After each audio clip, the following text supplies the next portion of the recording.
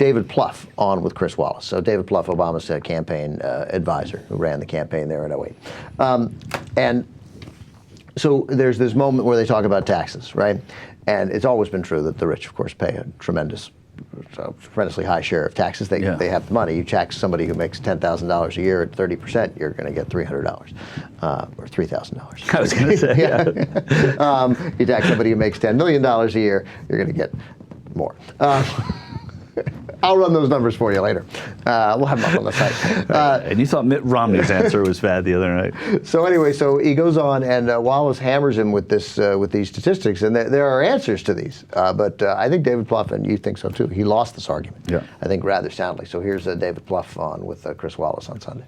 To this issue of fair share, which you keep talking about and the president does. Put it up on the screen. According to the Nonpartisan Tax Foundation, the 1% of households with the highest incomes pay 38% of federal income taxes. The top 10% pay 70% of federal income taxes. Meanwhile, 46% of households pay no federal income tax at all. And the president thinks the wealthy aren't paying their fair share? Listen, you can manipulate statistics in any way you want. The fact of the matter is there's 22,000 You don't think that the top 10% of households pay 70% of taxes? They're making a ton of money. It's 22,000 people. But they're paying 70% of the taxes. 22,000 millionaires pay less effective tax rate, under 15%. So we have inequities. The American people are screaming out, saying it's unfair. Are we going to, yes, do some spending cuts that don't, gut our ability to do things like education and innovation? And are we going to ask the wealthiest to pay a little bit more? All we're talking about is going back to the rates. Because 70% isn't enough. Well, again, they make a ton of money. That statistic, it's a question. And they pay a ton of taxes. Well, they do. The question is, in raw dollars. Should they pay more than a ton? Not prepared. Well, I mean, not prepared. And when you have the opportunity to go on to Fox News and you are a special advisor to the president, you have to do better than that. This is a forum to get people who are watching, who are under the spell of Fox News, to hear the other side in an articulate way. So not only did he lose it, it was just incredibly disappointing. David Plouffe is a former campaign manager for the 2008 Obama campaign, Obama-Biden, and the primary. I mean, he's looked at as a political engineer bar none right now.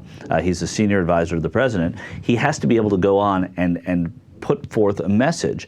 And if this is the message, again, it's all about communication. This White House does not know how to communicate. They don't know how to communicate, as we were talking before, the CBC. There was he's talking to his constituency. He doesn't know how to communicate with the adversaries.